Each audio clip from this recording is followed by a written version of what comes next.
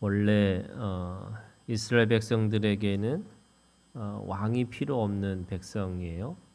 왜냐하면 이스라엘에게 있어서 왕은 딱 오직 예수 그리스도 그분 하나님으로 인해서 그분을 믿고 살아가면 되는 거죠. 그런데 사람들은 보이지 않는 하나님보다는 이 보이는 사람들을 두고 살려고 하는 거예요. 이유는 한 가지죠. 옆에 있는 민족을 보니까 왕을 세워서 더 잘 살고 있는 것처럼 보이고 또 그 왕이 자기를 보호해 줄 것이다라고 생각하는 거예요. 그렇기 때문에 혹시 그들이 이 보이지 않는 하나님을 이게 믿지 않고 보이는 어떤 왕을 세우려고 할 때에 차선책으로, 그러니까 하나님 편에서는 하나님을 믿고 살아가는 것이 더 옳지만 혹시나 그들이 왕을 세우거든 이 지금 7가지의 기준을 이렇게 말씀하고 있는 거죠. 그거는 그 7가지의 이 기준을 통해서 적어도 이스라엘 백성들은 다른 민족하고 다른 이 왕국이 되기를 원하고 계시는 거예요. 나중에 신약에 가면은 우리가 모든 사람들에게 왕 같은 제사장이라고 말씀하셨어요. 여러분 이게 어떻게 보면 2000년 전에 왕 같은 제사장이라고 부르신 거는 모든 사람들에게 이 왕 같은 지위를 허락하신 거죠. 그거는 하나님의 아들로서의 모든 사람들에게 그 부여한 권위가 있다 이렇게 말씀하시는 거예요.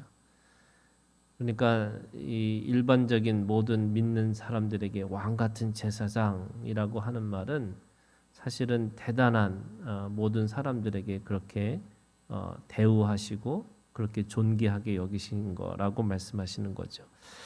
오늘 말씀에 보면은 첫 번째 이 왕을 세우는 조건이 뭐냐면 하나님께서 택하신 자라고 하는 거예요. 그러니까 하나님이 선택하시겠다는 거예요. 비록 그것이 어떤 때는 이 왕권이 여러 가지 이유 때문에 누가 될지를 잘 모르는 상황 속에서도 하나님이 선택하시는 사람, 그래서 이 하나님의 선택을 통해서 이루어지는 나라가 바로 너희 그 이스라엘의 왕을 세우는 것이다 이렇게 말씀하시는 거예요.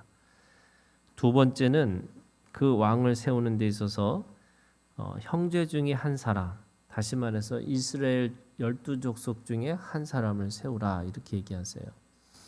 이방인을 타국인을 그 나라의 왕으로 세우지 말라 이렇게 얘기하시는 거예요. 누가 힘이 세다고 해서 다른 나라의 속국으로 또는 다른 나라 사람들을 세우지 말라 이 말은 이 형제라고 하는 거는 결국에는 그런 거예요. 이스라엘 백성들에게 있어서 왕은 특별한 신분이 아니고 또는 특별한 능력이 아니고 한 형제 중에 한 사람이라고 하는 것을 가르치는 거예요. 그래서 하나님이 선택한 하나님의 백성 중에 하나님의 형제, 그러니까 자신들이 가지고 있는 형제 중에 한 사람, 그러니까 그 사람은 내가 옆에서 볼 때 늘 봤던 사람들이고 또 이 자기네 민족 중에 한 사람이라고 하는 거기 때문에 이 왕과 신하의 관계보다 형제가 먼저라고 하는 거예요. 그러니까 이스라엘 백성들의 왕은 동등한 이런 위치에 있다라고 얘기하고 있는 거죠. 세 번째는 병마를 많이 두지 말 것이다 이렇게 말씀하세요. 예나 지금이나 똑같은 거잖아요. 여러분 군사력이라는 거는 그 나라를 지키고 그 나라를 보호하는 데서 가장 필수적인 그런 조건 중에 하나예요. 이 병마를 더 많이 두고 이 군대를 더 많이 키워야지만 자기를 보호하고 또 다른 나라를 쳐들어갈 수 있을 거라 이렇게 생각을 하는 거죠. 그런데 이스라엘 나라는 거꾸로예요. 병마를 많이 두지 말라 이렇게 얘기해요.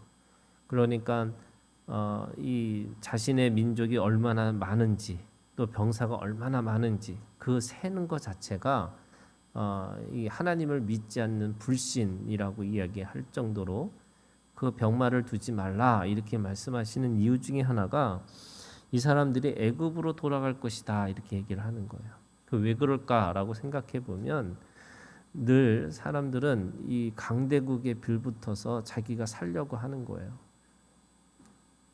그러니까 병마를 두고서 살라고 한다면 그 애굽의 말이 최고의 말인데 그 애굽의 말을 더 키우려면 아예 애굽으로 속해서 사는 것이 낫지 않을까 이렇게 생각을 하는 거죠. 그게 노예의 근성을 가지고 있는 이 사람들의 마음이에요. 그래서 어떤 큰 카리스마가 있는 어떤 대단한 지도자가 있어서 그 지도자가 끌고 가는 게 맞는 것이다 이렇게 생각하기 때문에 아예 애굽으로 들어갈 수 있을 거라는 거예요. 그런데 애굽에서 10가지 재앙이 있고 그리고 홍해를 건너고 또 광야를 지나고 이 요단강을 계속 건너갔던 이유 중에 하나는 다시 애굽으로 돌아갈 수 없는 존재라고 말씀하고 있는 거고 결국에는 이 군사력이라는 게 지금으로 얘기하면 경제력이거든요. 그러니까 그걸 통해서 누가 지도자가 되고 누가 그렇게 왕이 되고 이렇게 할 수가 없다는 거예요. 왜냐하면 그 싸움의 주인은 하나님이고 또 전쟁의 주인이신 하나님이 그 모든 것들 속에서 주도권을 가지시겠다고 말씀하시는 거예요. 그렇기 때문에 이 사람이 힘을 가지고 경제력을 가지고 군사력을 가지고 있으면 결국 교만해지는 거잖아요. 이 남유다나 북이스라엘들도 자신들이 힘이 있다고 생각하는 순간에 우상을 숭배하고 또 세상의 그 세속적인 정치를 하고 살았던 것이 이스라엘 역사 속에서도 나타나는 거예요. 그러니까 병마를 많이 두지 말라라는 말은 결국 그 전쟁의 주인이신 하나님만 의지하고 살으라 이렇게 얘기하는 겁니다.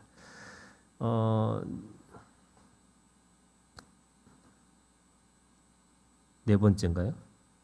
네 번째는 17절에 그에게 아내를 많이 두어 그의 마음이 미혹되게 하지 말 것이다 이렇게 얘기합니다. 그러니까 이 아내를 많이 둔다라는 말은 결국에는 이 아내를 두는 것이 사람들 그 당시에는 외교와 연결돼 있는 거예요. 그러니까 다른 나라의 여자를 데리고 와서 그 나라와 친교를 어떻게 보면 친선을 맺어서 이 평화를 이루려고 하는 것들이 있잖아요. 그런데 이스라엘 백성들에게는 그것이 우상 숭배의 길이 되는 거예요. 그러니까 이 아내를 많이 둔다라는 말이 이 미혹인데 이 미혹이라는 게 어떤 거냐면 결국에는 이 우상 숭배의 길이 돼서 그 마음으로부터 이 기준이 없어지는 그런 경우들이 있기 때문에 아내를 많이 두지 말라 이렇게 얘기합니다. 다섯 번째는 자기를 위하여 은금을 많이 쌓지 말 것이다. 자기를 위하여 이게 왕이 그 당시에 모든 왕들은 이 자신의 부를 또 자신의 가지고 있는 권력을 더 많이 유지하기 위해서 그렇게 은금을 가지고서 자기 부를 축적하고 그걸 통해서 권력이라고 생각을 하는 거죠. 아까 말했던 것처럼 이스라엘 백성들에게는 한 형제라고 하는 거예요. 여기 한 형제라는 말 속에는 어떤 것이 있냐면 이스라엘 백성들은 땅이 이미 배분이 돼 있어요. 근데 그 땅이 아무리 부자라고 해도 땅을 차지하는 게 아니에요. 뭐냐면 그 땅은 하나님이 허락하신 땅이기 때문에 이미 그 땅에서 살다가 돈이 없어서 땅을 팔더라도 그 희년이 되면 또는 뭐 7년이 되면 그걸 다시 돌려주는 제도가 있는 거예요. 그래서 땅의 주인은 하나님이고 그 땅으로서 사람들이 자기 거를 소유할 수 없다라고 하는 정신이 있어요. 그렇기 때문에 이스라엘 백성의 모든 사람들이 아무리 은금을 많이 가지고 있다 할지라도 결국에는 자기 욕망을 채울 수 없는 이런 구조를 가지고 있는 거예요. 그러니까 왕이기 때문에 내가 더 많이 차지하고 내가 더 많이 가지겠다. 이걸 사실은 그렇게 할 수 없다라는 것을 아주 분명하게 이야기하고 있는 거죠. 여섯 번째는 18절에 있는 말씀처럼 늘 제사장 앞에서 책에 기록하여 19절 평생에 자기 옆에 두고 읽어 그의 하나님 여호와 경외하기를 배우며 이 율법의 모든 말과 이 규례를 지켜 행할 것이다. 이렇게 말씀하세요.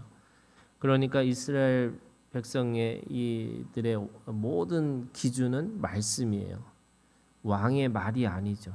그러니까 왕이 곧 뭐 나라고 왕이 곧 법이고 이런 게 아니고 이스라엘 백성들에게는 처음부터 이 법의 통치가 이루어지고 있는 거예요. 그러니까 왕이기 때문에 마음대로 할 수 없는 그런 말씀을 옆에 두고서 늘 그 말씀의 기준에 따라서 살으라 이렇게 얘기하고 있는 거죠.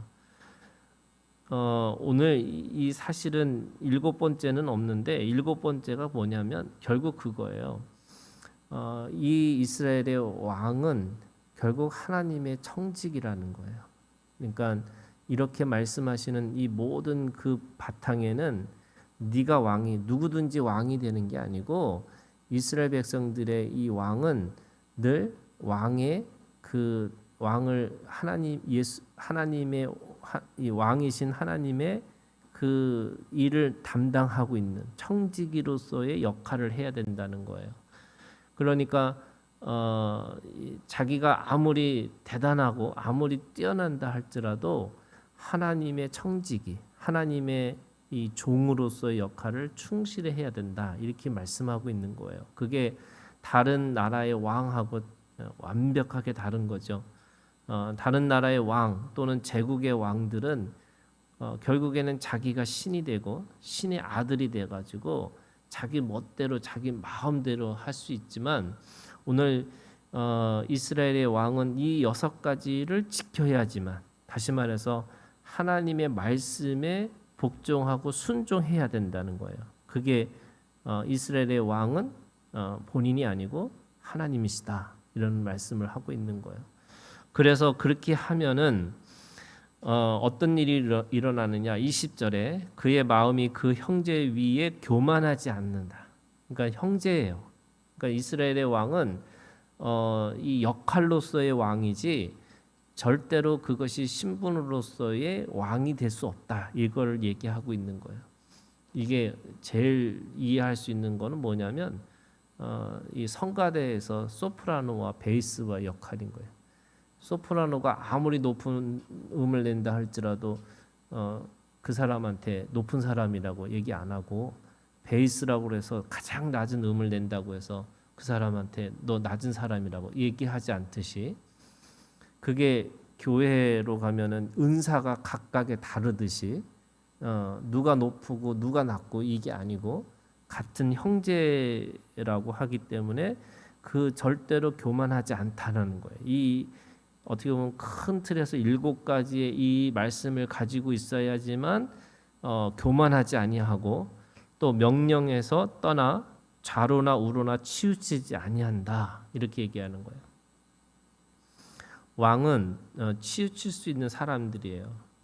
뭐냐면 자기의 감정대로 자기가 가지고 있는 어떤 이 권력을 마음대로 사용할 수 있지만 그 정확하게 얘기하면 법치국가잖아요. 그러니까 그 법의 테두리 안에서 다시 말해서 하나님의 말씀의 테두리 안에서 또는 하나님의 권위 앞에서 좌로나 우로나 치우치지 아니하고 그렇게 하기 때문에 그 왕의 날이 계속 장구하리라 이렇게 얘기했어요. 그러니까 하나님의 나라에 그 하나님의 사람들이 그 사람들 각각의 자기의 직분과 자기의 지위에 따라서 그렇게 서로가 연락하고 상합하면서 함께 영원히 살아갈 수 있는 나라가 하나님의 나라라고 이야기하는 거예요. 그렇기 때문에 우리가 이 하나님의 나라라는 것도 각각의 은사가 이게 교만하지 않고 또 그걸 통해서 좌우로나 치우치지 아니하면서 함께 공동체라고 하는 서로 연합하고 연대하고 살아갈 수 있는 하나님의 공동체가 될 수 있다. 이렇게 말씀하고 있는 겁니다. 오늘도 우리가 주님 안에서 각각 은사 받은 대로 그걸 통해서 하나님 앞에 하나님의 이 권위를 인정하고 그 권위 앞에 서로가 서로를 순복하고 있는 그런 삶으로 살아가는 우리가 되기를 주님의 이름으로 축원합니다.